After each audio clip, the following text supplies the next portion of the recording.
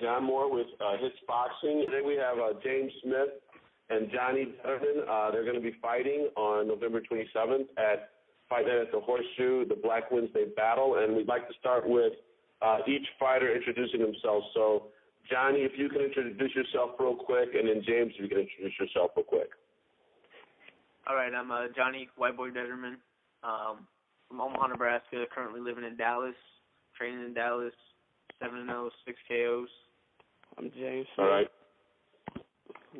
Machine Gun James, as I go by. I live in Detroit, trains in Detroit, and I'm 7-0 on my way to 8-0 with another knockout.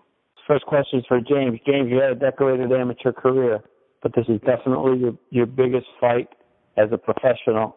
How do you see this fight playing out, and what are you doing to prepare for Johnny Wite Boi Determan? It's not my biggest fight as a pro. I don't feel that it is. But I train hard for every fight. I treat him like he's the best fighter I ever fought, even though he's not. Johnny Determan, you also have a decorated amateur career. You're fighting James Smith. I believe this is the biggest fight so far in your career. What are you doing to train, and how do you see this fight going? Yeah, as a pro, I would say this is my toughest opponent to date. We're not looking past him, but we're not scared of him. He hasn't beat nobody. We're not even worried. It's just another fight. Get in the ring, do our thing. James, how do you see this fight ending? Depends on how I'm feeling. I feel like playing with him 2 or 3 rounds. But I feel like getting him straight out of there 45, 50 seconds. Johnny, how about yourself? How do you see this fight ending? It's not going to go the distance. That's for sure. It's not.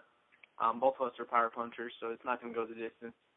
I'm not going to put a limit on it. If he's standing in front of me, he's going to sleep. I'm not going to put a limit on it, but, yeah, he is going to end up on the canvas. James, what were you saying? If he's standing in front of me, he's going to sleep early. His best bet is to try to outbox him. He's standing in front of me, he's going to sleep. I want to slug with you. You don't hit very hard. You only have 5 knockouts. You're going to find out. All right. Johnny, usually when you come to the Horseshoe, Johnny, you come with a lot of respect. You come with your team. Everyone shows a lot of respect. You guys handle yourselves well. You get in the ring. Even when you knock this guy Bueno out cold, I've seen you go over and check on him. You have a lot of respect for your opponents.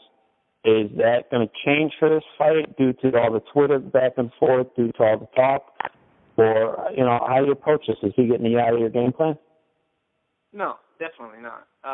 We respect every fighter we get in with, no matter if there's going to be beef on Twitter or not. It doesn't matter. I mean, we still going to respect him. After I knock him down on the canvas, I'll go over to him just like I did Bueno and make sure he's all right, too. James, how many knockouts have you had in your career so far?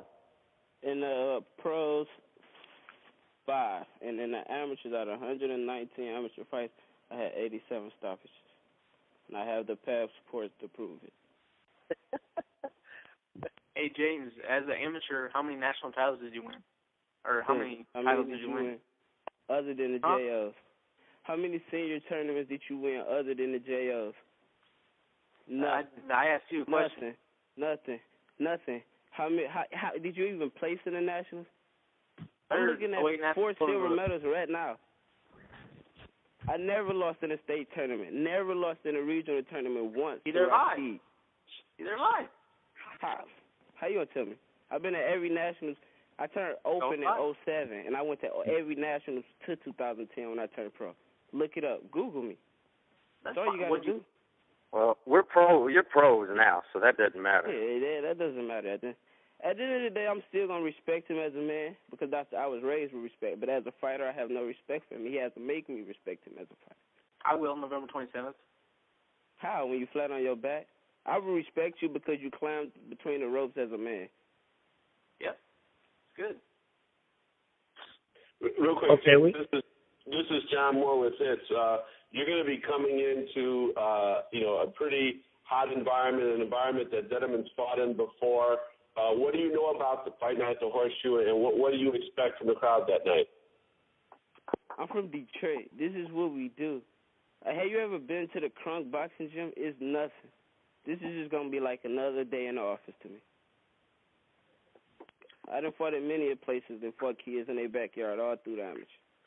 And they always end the same way, with my hand raised and me being victorious.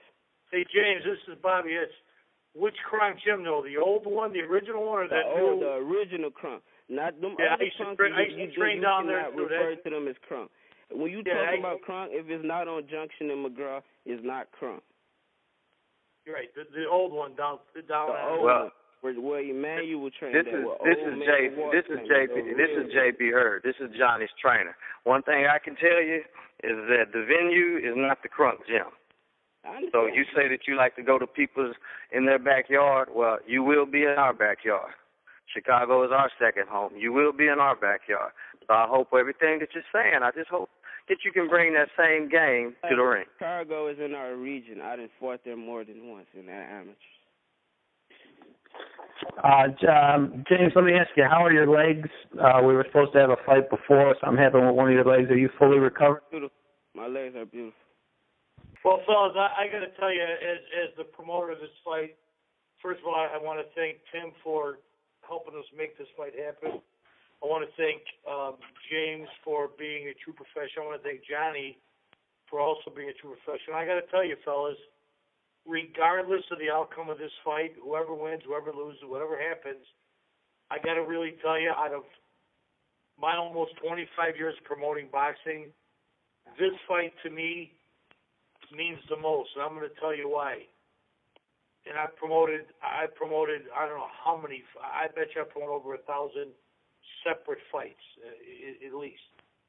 And I got to tell you, making this fight was by far the easiest thing I've ever done in this business, because I dealt with two guys that are true professionals that understand that taking a fight at this level against this certain kind of guy will only do nothing but help them. And I appreciate both you young fellas for putting it out there and not being the stereotypical guy that I deal with every day, worrying about what a guy's grandma had for breakfast and, oh my God, he gave a good interview, and the shit I got to deal with as a promoter trying to make a fight is ridiculous. And more importantly, the shit I got to deal with trying to make a real fight, which this is a God's honest real fight. And I just really got to take my hat off to both you guys and both of your teams for saying, let's do this thing. And I got to tell you, I appreciate everybody involved in both camps, because it's really hard in my business to do a fight like this, and you guys made it easy, and I want to just say thank you. Right on. We all thank you. James, what are some of your strengths coming in? I know you're an all-around fighter, but you must like to have one part of your game flowing on the night of the fight. What's your staple? What do you go to all the time? Y'all will find out the best of me November 27th. Johnny, same question. I'm typically a boxer, but I don't think James really can hit too hard, so I'm down to stand in the middle of the ring and slug it out with him. But I mean, whatever he does in the ring, I'll just counteract. We can adapt to any style. It doesn't matter. How do you feel about adding a 5th and 6th round to your fights, Johnny? Yeah, I mean, we train 8 to 10 rounds a night, so adding a 5th and 6th rounds, I'll be the same as I am in the 1st and 2nd round. Not a big deal.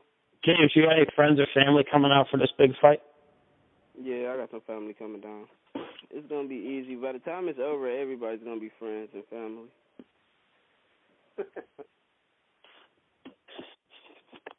Are you guys close to weight right now? James first, are you close to weight? Mm-hmm.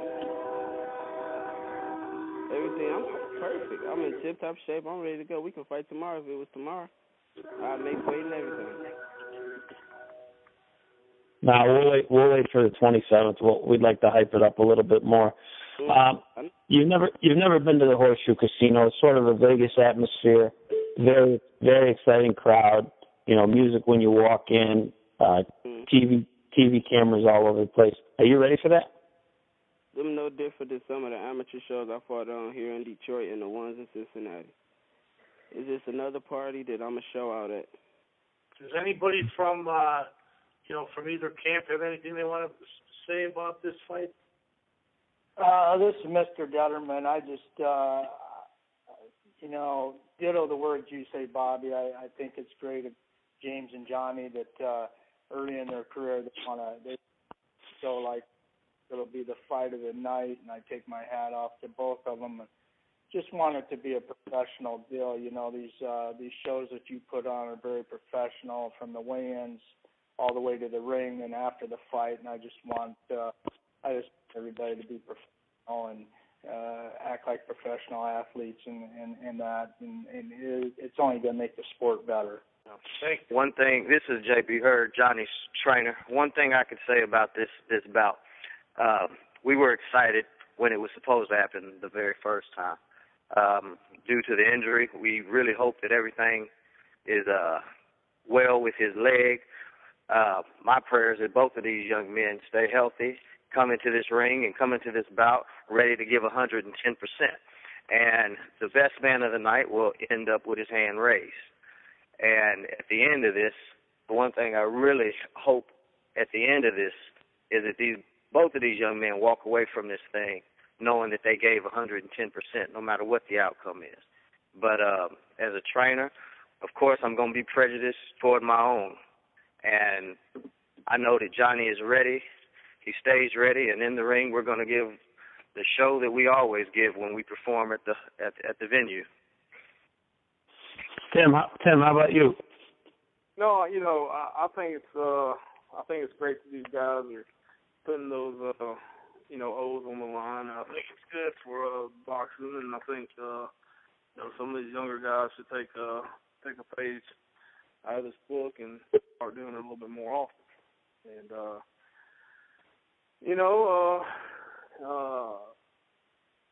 on the 27th, we'll find out who the best 118-pounder is.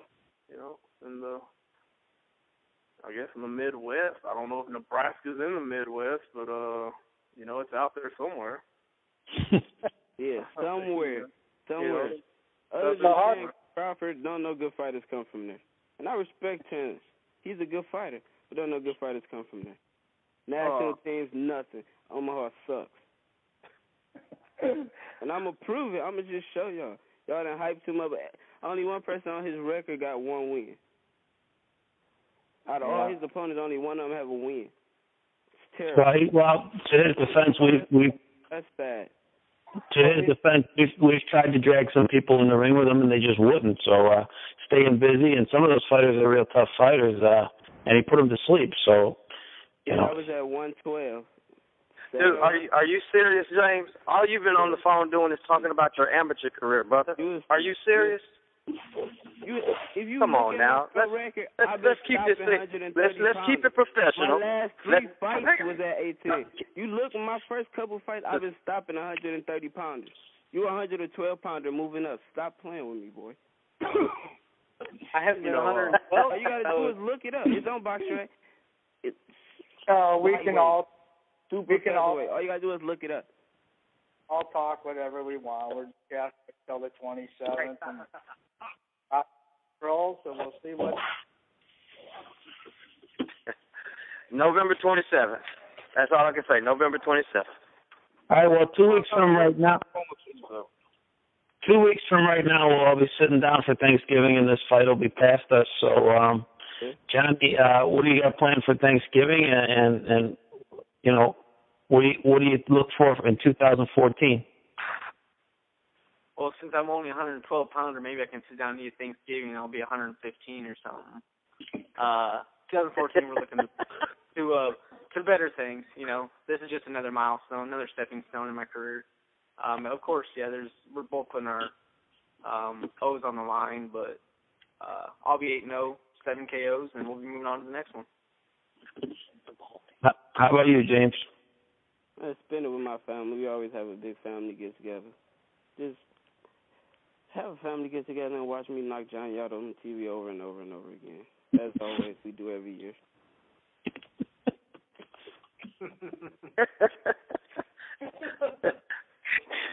He's good. All the talk is going to be over when we fight, and it doesn't matter what we say. Only us two can fight at the end of the day. And I'm going to respect him as a man just because he climbed between them ropes and he put his O on the line. Because at the end of the day, your O must go, dude, not mine. But I still respect him as a man for accepting the fight. Once again, I just want to say thank you to you guys for really jumping in and taking on this really tough task for both of you guys. You're both storied amateurs. You're both tremendous professional fighters. You're both great young men, and this is what separates. This is going to separate somebody here, and it's just really an honor to be promoting this fight, and I'm going to actually buy a ticket to my own show to watch this fight.